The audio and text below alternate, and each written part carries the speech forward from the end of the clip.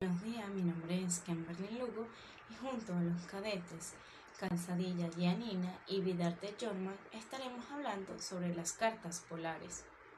El inventor de esta proyección es el matemático alemán Johann Heinrich Lambert, que en el año 1759 publicó el libro Freie Perspektive, con reflexiones diversas acerca de la proyección.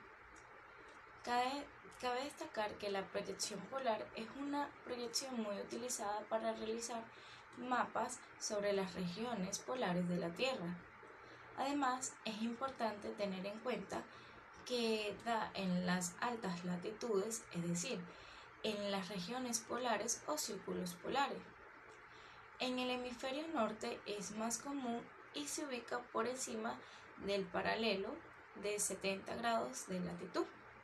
En cambio, en el hemisferio sur comienza a darse a partir del paralelo de 55 grados. Ahora bien, debemos saber que es una proyección gonómica, la cual es aquella que se representa o que representa las superficies terrestres en planos tangentes a un punto. A su vez, hay tres clases: las polares, las ecuatoriales y las horizontales. En este caso estaremos hablando sobre las polares, que es cuando el plano es tangente al polo y los meridianos quedan como rectas radiales y los paralelos como circunferencias concéntricas. Las proyecciones polares en ellas se debe prestar especial atención a la selección de proyecciones para las cartas polares, porque las proyecciones familiares, como las que hemos trabajado, por ejemplo la carta Mercator, puede ser un caso especial con características únicas. En el caso de las proyecciones cilíndricas, en la que el eje del cilindro es paralelo al eje polar de la Tierra, la deformación es excesiva y la escala cambia rápidamente. Es por ello que tales proyecciones no se pueden llevar a los polos. Sin embargo, se pueden utilizar las proyecciones transversal como las proyecciones oblicuas de Mercator. También las proyecciones cónicas con sus ejes paralelos al eje polar de la Tierra tienen una utilidad limitada para las cartas polares, porque los paralelos de la latitud se extienden a lo largo de los 360 grados de longitud y aparecen como arcos de círculos en lugar de círculos completos. Esto se debe a que un cono, cuando se corta a lo largo de un elemento y se aplana, no se extiende a través de un total de los 360 grados, sin estirar o reanudar su anterior forma cónica. La utilidad de tales proyecciones también es limitada por el hecho de que el polo aparece como un arco de círculo en lugar de un punto.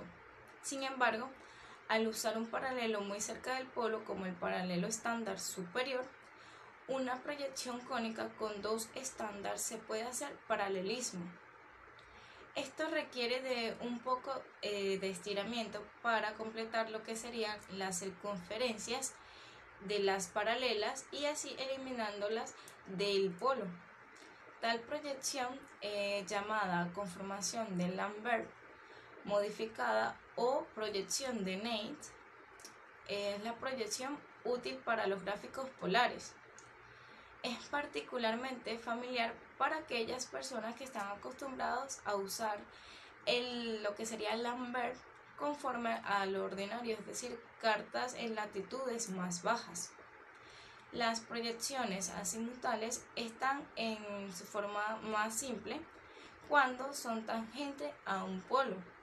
Esto se debe a que los meridianos son líneas rectas que se cortan en el polo y las paralelas son concéntricas, son círculos con un centro común en el polo. Dentro de unos pocos grados de latitud del polo, todos parecen similares. Sin embargo, a medida que la distancia se hace mayor en el espaciamiento de los paralelos, se vuelven distintivos en lo que sería cada una de las proyecciones.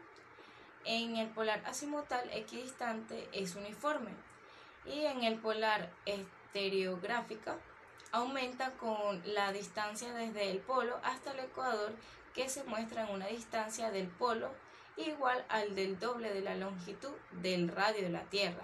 En el GOMO polar mónico el aumento es considerablemente mayor.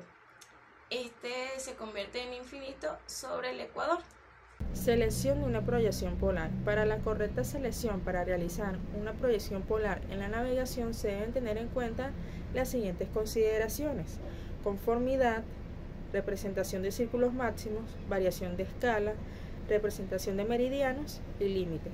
La conformidad es cuando la proyección representa ángulos correctamente. Esto permite al navegante trazar las rutas en el gráfico. Representación de círculos máximos. En altitudes elevadas, los círculos máximos son más útiles que las líneas losondrómicas. Por eso, los círculos máximos deben representarse como líneas rectas en el plano. La diferencia entre las líneas losondrómicas y las líneas de círculos máximos es que las líneas losondrómicas se realizan tomando en cuenta el ángulo de los meridianos, y los círculos máximos son líneas que rodean la esfera terrestre y permiten realizar trayectorias cortas en el plano. En la variación de escala nos dice que en el plano la proyección debe ser definida y constante. Por otro lado, en la representación de meridianos nos dice que en la proyección los meridianos deben ser rectos para facilitar el trazado y la realización de cuadrículas que corresponden a la proyección polar. La proyección equidistante azimutal polar es útil para mostrar un área grande, como un hemisferio, porque no hay una expansión a lo largo de los meridianos. Sin embargo, la proyección no es conforme y las distancias no pueden medirse con precisión en ninguna dirección que no sea de norte a sur. Los grandes círculos distintos de los meridianos difieren un poco de las líneas rectas, ya que el ecuador es un círculo con centro en el polo. Las dos proyecciones más comúnmente utilizadas para las cartas polares son las conformes de Lambert modificada y la estereográfica polar. Cuando se utiliza un giroscopio direccional como referencia direccional, valga la redundancia, la trayectoria de la nave es aproximadamente un gran círculo. Una carta deseable es aquella en la que un gran círculo se presenta como una línea recta con una escala constante y con ángulos correctamente representados. Estos requisitos no se cumplen por completo en ninguna proyección individual, pero se expresa tanto a la conforme de Lambert modificada como a la estereográfica polar. La escala es casi constante en el primero, pero la proyección no es estrictamente conforme. La estereográfica polar es conforme y su máxima variación es de